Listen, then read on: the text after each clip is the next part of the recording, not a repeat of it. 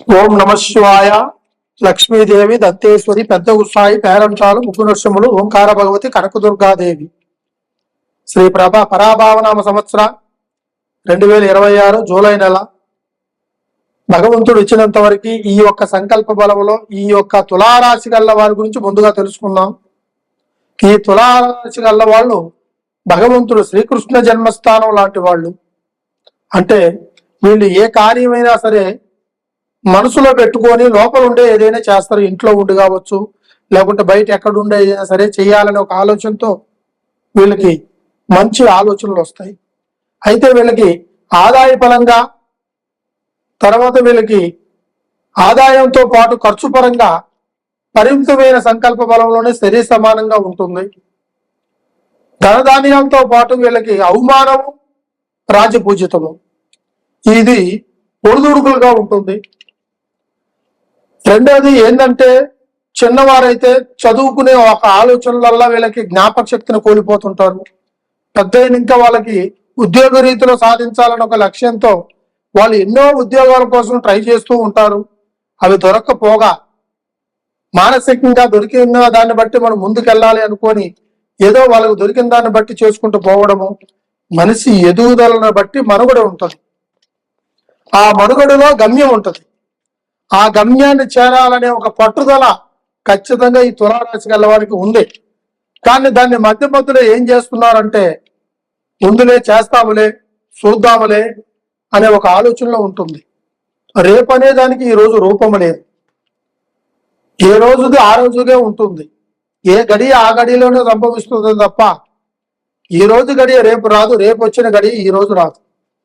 కాబట్టి దేనికి దానికే మనం అన్నిటిని అనుసరించుకొని సమయాన్ని తీసుకొని ఆ సమయంతో పాటు మీ కష్టాన్ని, మీ తెలివితేటలని, మీ ప్రయత్నాన్ని అడుగు ముందుకు వేసుకుంటూ పోతే శ్రీకృష్ణ తులాభారం మాదిరిగా మీకు ఆ ఒక శ్రీకృష్ణుడు మీకు అన్ని విధాలుగా సంకల్ప బలాన్ని ఇస్తాడు. మీరు ఎక్కువగా పూజించాల్సింది కూడా కృష్ణుడిని పూజించాలి.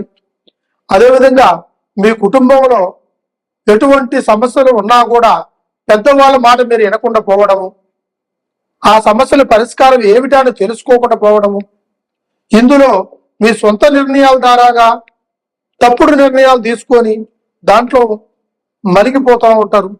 ఆ మరిగిపోయినా కొద్దిగా సమస్యలు పెరుగుతాయే తప్ప తరగవు. అందులో మీ యొక్క కళ్యాణ విషయాల్లో కూడా సొంత నిర్ణయం తీసుకుంటూనే ఉంటారు, పెద్దల మాట కాదనకుండా. మీరు ఆ మాటను కాదని మీరు ముందుకెళ్తే ఖచ్చితంగా నష్టం అనేది కొంతమందికి కలుగుతుంది, కొంతమందికి అనేది లాభం కలుగుతుంది. కొంతమంది అయితే అసలు వాళ్ళిద్దరి మధ్యలో ఐక్యతా బలం లేకుంటే దూరం అయిపోతుంటారు. కారణం వాళ్ళలో చిన్న చిన్న మిస్టేక్లు. దాన్ని అర్థం చేసుకున్న వాడికి రేపు పరమార్థం కనపడుతుంది. అపార్థం చేసుకున్న వాడికి వాడి జీవితానికి అర్థం అనేది విలువ తెలియకుండా పోతుంది. ఏ కష్టం వచ్చినా సరే మనసులో పెట్టుకొని ఆ కష్టాన్ని ముందు ఎదుటి మనిషికి చూపించకుండా, చెప్పుకోకుండా ఆ కష్టాన్ని ముందుకు నెట్టుకుంటూ పోయేవాడే చాలా గొప్పవాడు అవుతాడు.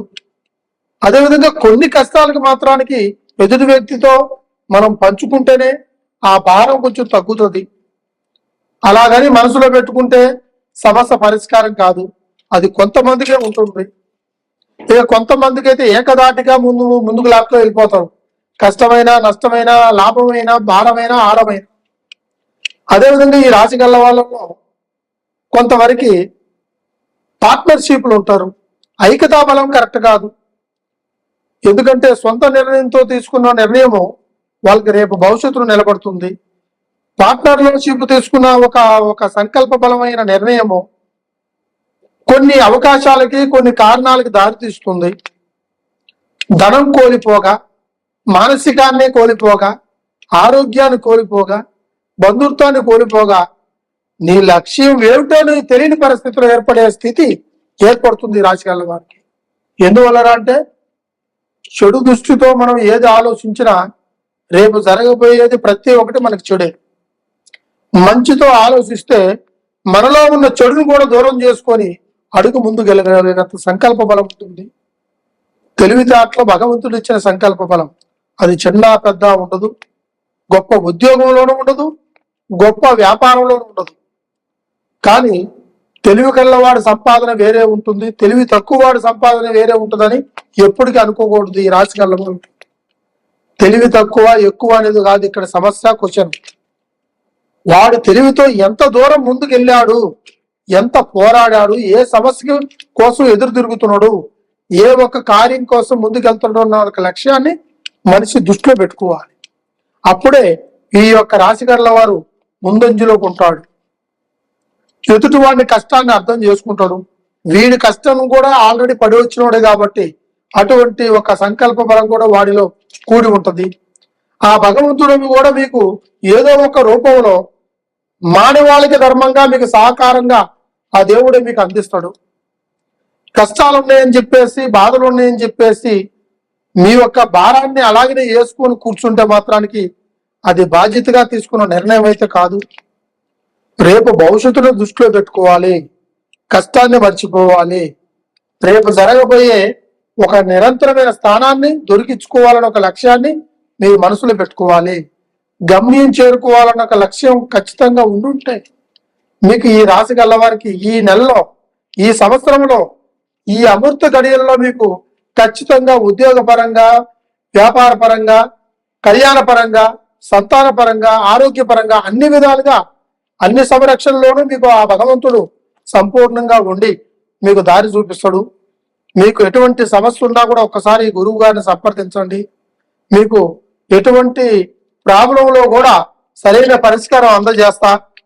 మీరు ఎక్కడి నుంచైనా ఫోన్ చేయొచ్చు, ఫోన్ ద్వారా తెలుసుకునే ప్రయత్నాలు చేయండి. దగ్గర ఉంటే మీరు రావచ్చు.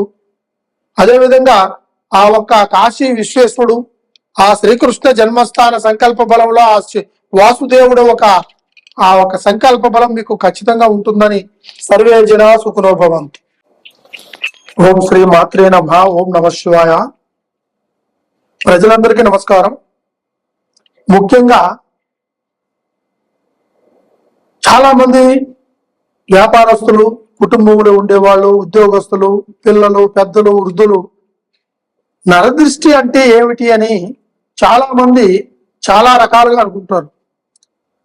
ఈ దృష్టి స్వభావం సంభవిస్తే ఏమేమి సమస్యలు ఉంటాయి, ఆ సమస్యలను గుర్తించడం ఎలాగా అనేది కొంతమంది ఆలోచనలు ఉంటాయి. దానికి పరిష్కారం ఎలాగా, దాన్ని పొందేది ఎలాగా, దాని ఫలితాన్ని ఏ విధంగా చూపించాలి, దాని పరిష్కారం ఏమిటని కొంతమందికి తెలిసిన వాళ్ళు తెలిసిన విధంగా చెప్తుంటారు. కొంతమంది అయితే కొన్ని విధాలుగా మాట్లాడుతుంటారు, కొంతమంది అయితే కొన్ని రకాలుగా చెప్తుంటారు. కానీ నరదిష్టికి చాలా పెద్ద ప్రయోగం కలిగింది. అంటే ఈ నరదిష్టి అనేది మనిషి కంటి చూపులోనూ ఉంటుంది. మనిషి చూపు 5 రకాలుగా ఉంటుంది. మొదటిది నరదిష్టి, రెండోది ఇస్పజూపైన దిష్టి, మూడోది చెడు సంకల్పాలతో ఎదుగనీయకుండా చూసే దృష్టి, నాలుగోది గ్రహ దృష్టి, ఐదోది కామ దృష్టి. అంటే మనిషి రకాలైన సంకల్ప బలంతో 5 రకాలుగా ఉంటుంది. అన్నిటికంటే ప్రపంచంలో అతి వేగమైంది ఏమిద్రా అంటే కంటి చూపు. ఆ కంటి చూపు చాలా వేగమైంది, మంచు కంటే ఎక్కువగా పరిగెడుతుంది. రామబాణం మాదిరిగానే. ఎందుకంటే ఎక్కడున్నా కూడా మనిషి కళ్ళు తెరిచి చూడంగానే ఎదుటి ఏముందా అని కనిపెట్టగలుగుతాం. దాన్నే ఒక కంటి చూపులో ఉన్న ప్రయోగం. అదేవిధంగా ఈ కన్ను దృష్టి కొంతమంది వ్యాపారస్తులు, బిజినెస్లు చేసుకుంటుంటారు. కొంతమంది వాళ్ళకి వ్యాపారం జరగదు, కన్ను దృష్టి పడ్డవాడు బాగా జరుగుతుంది, మంచిగా ఉన్నాయి వస్తువులు, బాగా బతుకుతున్న ఒక ఆలోచన పడ్డా ఆ వ్యాపారం మీద వాళ్ళకి ఆ రోజు వ్యాపారం జరగదు. నరదిష్టి కిందకి నల్లరాయి కూడా పగిలిపోయింది. మనం మానవులు ఎంత.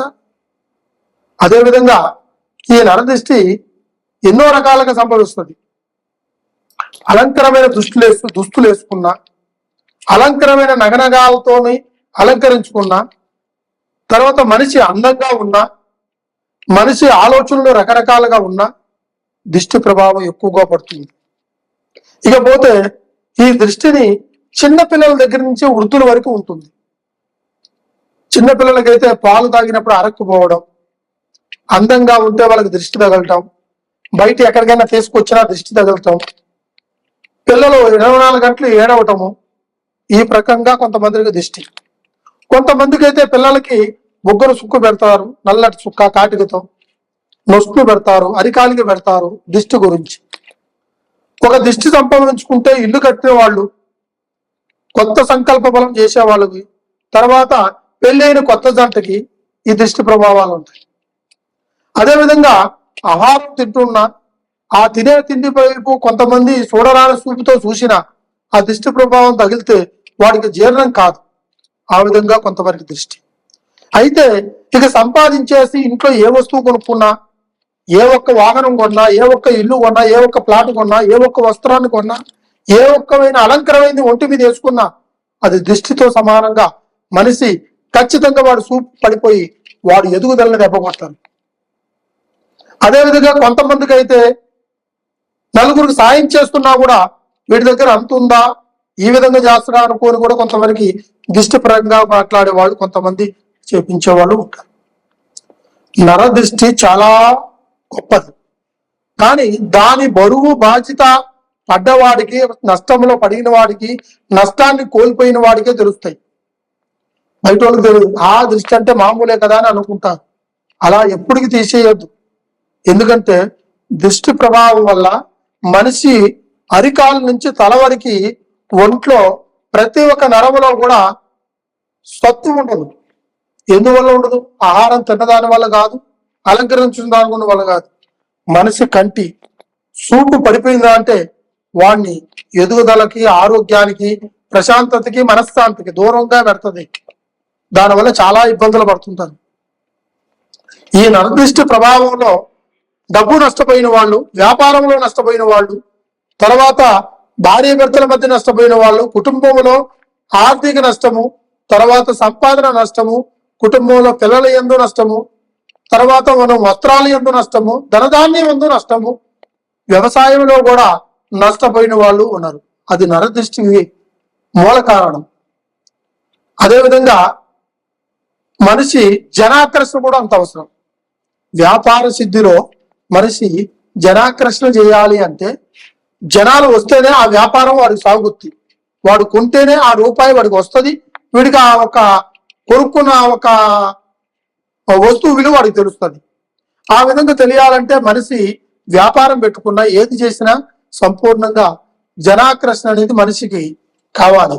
ఆ జనాకర్షణ లేకుండా వ్యాపారాలు చేస్తూనే ఉంటారు, బిజినెస్లు చేస్తూనే ఉంటారు. కొంతమంది జనాకర్షణ చాలా ఇంపార్టెంట్. జనాలు వస్తేనే కానీ మన అలంకారం ఎలా ఉంటుంది, మన వస్తువుల విలువ ఎలా ఉంటుంది, మన విధానం ఎలా ఉంటుంది అనేది తెలుస్తుంది. జనాలు రాకపోతే నువ్వు తెచ్చుకున్న డబ్బులు, నువ్వు పెట్టిన పెట్టుబడి, నువ్వు తీసుకొచ్చిన వస్తువులు అలాగనే మిగిలిపోతాయి తప్ప అవి సేల్స్ కావు. ఎందువల్ల కావు? జనాలు ఆకర్షణతో వచ్చేది కాదు, అలంకరించుకుంటే వచ్చేది కాదు. జనాకర్షణ ఉండాలి. అది వ్యాపారానికి, బిజినెస్ కి, ఉద్యోగస్తులైనా సరే జనాకర్షణ ఉంటేనే దాంట్లో బలం పెరుగుతుంది, ధనం పెరుగుతుంది, అన్ని విధాలుగా సమకూరుకుంటుంది. కాబట్టి మీకు ఎటువంటి సమస్య ఉన్నా, ఎవరికైనా ఇటువంటి నరదృష్టి ప్రభావం కానీ, వ్యాపారంలో జనాకర్షణ కానీ, వ్యాపారంలో నరదృష్టి కానీ, బిజినెస్ లో నరదృష్టి కానీ, కుటుంబంలో నరదృష్టి కానీ, ధనం నిలబడకపోయినా కానీ కొన్ని సమస్యలతో కూడుకొని ఉండుంటే ఒక్కసారి ఈ గురువు గారిని సంప్రదించండి. ఈ కింద కనపడుతున్న కాంటాక్ట్ నెంబర్ని కాంటాక్ట్ చేయండి. కంపల్సరిగా ఈ నరదృష్టి గురించి, జనాకర్షణ గురించి, మీకున్న ప్రాబ్లం గురించి నేను చెప్పి ఆ ఒక పరిష్కారాన్ని కూడా చేస్తాను. సర్వే జనా సుఖనో భవంతు. ఓం నమః శివాయ.